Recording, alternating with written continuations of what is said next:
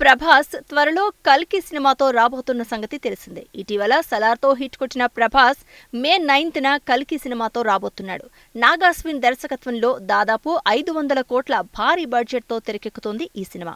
ఇప్పటికే రిలీజ్ చేసిన గ్లింప్స్తో హాలీవుడ్ రేంజ్లో ఈ సినిమా ఉంటుందని ప్రేక్షకులు భారీ అంచనాలు పెట్టుకుంటున్నారు. కల్కి సినిమాపై అయితే భారీ అంచనాలు ఉన్నాయి.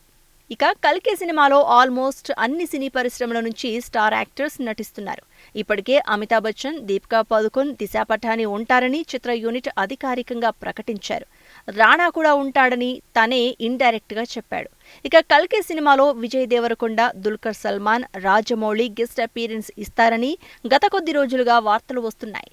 తాజాగా ఈ సినిమాలో మరో మలయాళ భామ నటిస్తుందని సమాచారం.